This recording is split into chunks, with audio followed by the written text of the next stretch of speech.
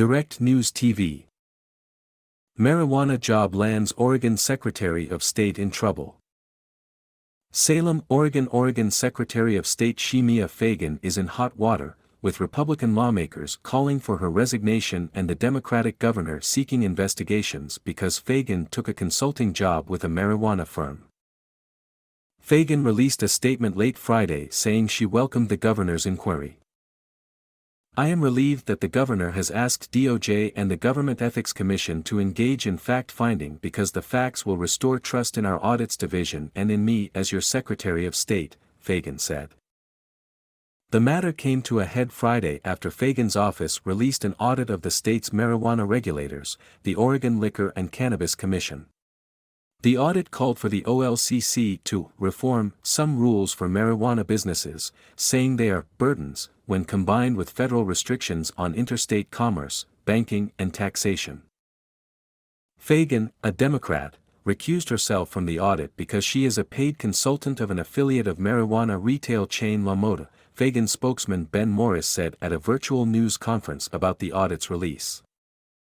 La Mota's co-owner has hosted fundraisers for top Democratic Oregon politicians, including Fagan, while the co-owner, her partner and their business allegedly owe $1.7 million in unpaid bills and more in state and federal taxes, according to Willamette Week, a Portland newspaper. Fagan didn't appear at the news conference, which included her spokesman, deputy, and the audit's director. News of the consultancy was first reported Thursday by Willamette Week. Fagan hasn't disclosed how much the consultancy pays. Morris denied Fagan's outside work represented a conflict of interest and said Oregon Government Ethics Commission guidelines specifically allow public officials to maintain private employment. But hours after the audit press conference, Republican legislative leaders, who are in the minority in the legislature, called for Fagan to resign over the consulting job. "This appears to be an ethics violation, and if it isn't, then Oregon's ethics laws are broken," Senate Republican leader Tim Knopp and House Republican leader Vicky Breeze Iverson said in a joint statement. Governor Tina Kotek, a Democrat, indicated she had concerns later on Friday. "It's critical that Oregonians trust their government," Kotek said in an emailed statement.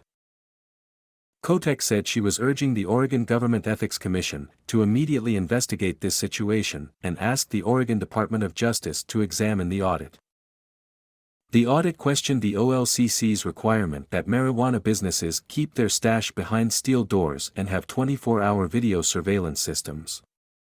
The OLCC should make marijuana regulations more like those governing distilled spirits, which the agency also regulates, the auditor said. The audit also said Oregon should prepare for the U.S. government eventually legalizing marijuana and position the state, with its huge stockpiles of the drug, as a national leader in the industry.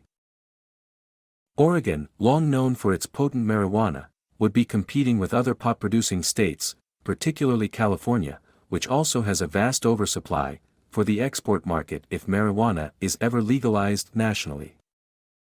Now is the time for Oregon to prepare its system for a future when cannabis is legal nationally, Oregon Deputy Secretary of State Cheryl Myers said at the news conference. Oregon Audit's Director Kip Memmott noted with a bit of envy that Canada legalized marijuana and is a lot more proactive in looking at the benefits financially. Oregon can lead the way in the U.S. in how pot is regulated, while also offering its high-end strains of marijuana, Memmott said. "We have kind of a signature commodity, along with our timber and all the other great things that Oregon produces here. And there's a real opportunity," Memmott said. Oregon's auditors reminded the OLCC to follow its own strategic plan to position the state as a national leader by increasing the number of speaking engagements at national conferences, holding more statewide meetings and championing a nationwide framework for cannabis regulation. OLCC Executive Director Craig Prince wrote in response that his agency is keen to move quickly if, and when, interstate marijuana commerce is permitted. Prince said he expects only the highest quality products from well-regulated systems that have recognized testing, packaging, labeling, and traceability standards will be allowed for sale into other states. Oregon has for years prioritized these standards, which are aimed at protecting consumers, Prince said. A total of 21 states and Washington, D.C., have legalized recreational use of marijuana, but activists see little chance of the current Congress moving toward national legalization. Still, there's hope the Biden administration will allow pot commerce among states that have legalized it. My name is Kingsley. Please like, share, subscribe and hit that notification bell so you can be the first to be notified whenever we post. You won't regret it.